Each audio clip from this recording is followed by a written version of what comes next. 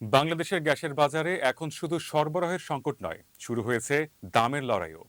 যুদ্ধের কারণে কাতারের এলএনজি সরবরাহ কমে যাওয়ার আশঙ্কার মধ্যে ঘাটতি পূরণে যুক্তরাষ্ট্রের গানভরের সঙ্গে ১৩ বছরের চুক্তি করতে চেয়েছিল বাংলাদেশ। কিন্তু প্রতি ইউনিট গ্যাসের দাম নিয়ে আপত্তিতে সেই চুক্তি এখন আটকে গেছে।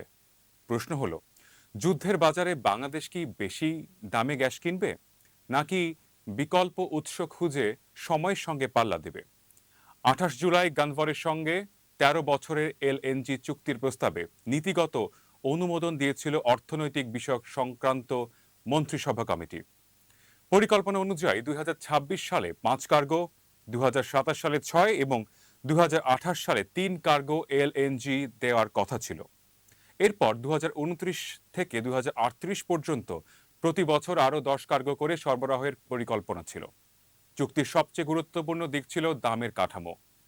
প্রথম ৩ বছর দাম নির্ধারণের কথা ছিল এশিয়ার জেকেএম সূচকের সঙ্গে যুক্ত করে, আর ২০২৯ সাল থেকে তুলনামূলক সাশ্রয়ী যুক্তরাষ্ট্রের হেনরি হাব সূচকে যাওয়ার কথা ছিল। কিন্তু দর কষাকষির সময় হিসাব পাল্টে যায়। গানভর প্রথমে ২০২৬ থেকে ২০২৮ সালের জন্য জেকেএম এর সঙ্গে প্রতি এমএমবিটিইউতে মাত্র ১০ সেন্ট প্রিমিয়াম চেয়েছিল। পরে সেই প্রিমিয়াম বাড়িয়ে করা হয় ৮৭.৫ সেন্ট। অন্যদিকে ২০২৯ থেকে ২০৩৮ সালের জন্য গানভর প্রস্তাব দেয় হেনরি হাবের ১২১% সঙ্গে প্রতি এমএমবিটিইউতে $৫.২০। অর্থাৎ দীর্ঘমেয়াদী অংশে কিছুটা ছাড় দিলেও প্রথম ৩ বছরের জন্য দাম উল্লেখযোগ্যভাবে বাড়িয়ে দেয় কোম্পানিটি। ফলে ৭ অগাস্ট সরকারি ক্রয় সংক্রান্ত মন্ত্রিসভা কমিটির বৈঠকে প্রস্তাবটি চূড়ান্ত অনুমোদন পায়নি। গানভরের সঙ্গে এলএনজি বিক্রয় ও ক্রয় চুক্তি বা এসপিএ স্বাক্ষর আপাতত স্থগিত রাখা হয়েছে। কিন্তু সংকটের বাজারে গানভর এত বেশি দাম চাইছে কেন? কারণ ২০২৬ থেকে ২০২৮ সাল পর্যন্ত বিশ্ব এলএনজি বাজারে সরবরাহ ঘাটতি আশঙ্কা রয়েছে। মধ্যপ্রাচ্যের যুদ্ধ, হরমুজ প্রণালীকে ঘিরে নৌ চলাচলের ঝুঁকি এবং জ্বালানি অবকাঠামোয় হামলার কারণে সরবরাহ ব্যবস্থায় তৈরি হয়েছে বড় অনিশ্চয়তা। আর সংকট যত বাড়ছে, বিক্রেতাদের দর কষাকষির ক্ষমতাও তত বাড়ছে।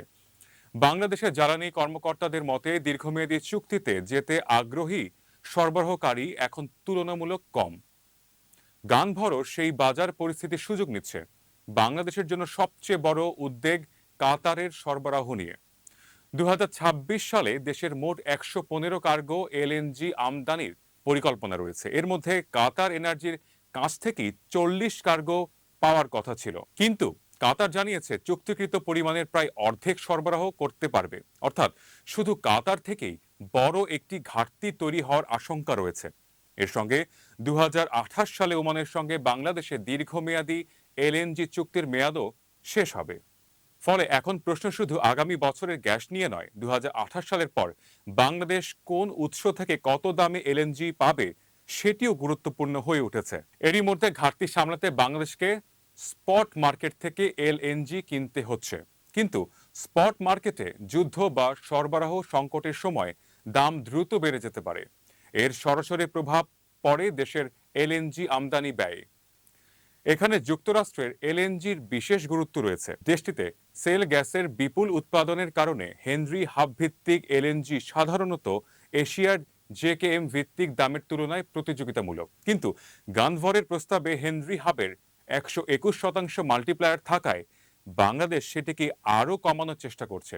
কারণ তুলনামূলক হিসেবেও চাপটা স্পষ্ট। বাংলাদেশ বর্তমানে কাতার এনার্জির কাছ থেকে প্রতি এমএমবিটিইউ প্রায় $10.114 এলএনজি পায়।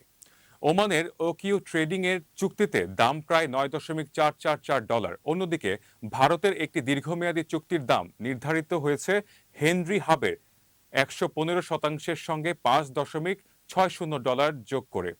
ফলে গানভরে ১২১% মাল্টিপ্লায়ার বাংলাদেশের কাছে খুব একটা স্বস্তিদায়ক মনে হচ্ছে না। তাই এখন গানভারের সঙ্গে নতুন করে দর কষাকষির চেষ্টা করছে বাংলাদেশ।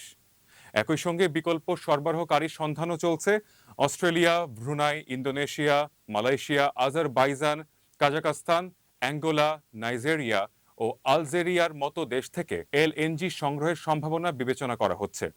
এর মধ্যে দ্রুত অতিরিক্ত সরবরাহ পাওয়ার ক্ষেত্রে ইন্দোনেশিয়া, নাইজেরিয়া ও আলজেরিয়াকে সম্ভাবনাময় বলে মনে করছেন কর্মকর্তারা। অর্থাৎ বাংলাদেশের সামনে এখন এক কঠিন সমীকরণ।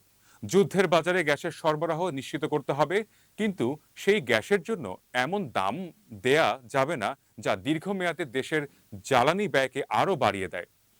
গানভরের সঙ্গে চুক্তি শেষ পর্যন্ত হবে কিনা তা উত্তর এখনো মেলেনি। তবে একটি বিষয় পরিষ্কার, বাংলাদেশের এলএনজি নিরাপত্তার ভবিষ্যৎ এখন শুধু গ্যাস কোথা থেকে আসবে তার উপর নির্ভর করছে না, বরং নির্ভর করছে সংকটের এই বাজারে বাংলাদেশ কতটা কম দামে সেই গ্যাস নিশ্চিত করতে পারে তার উপর।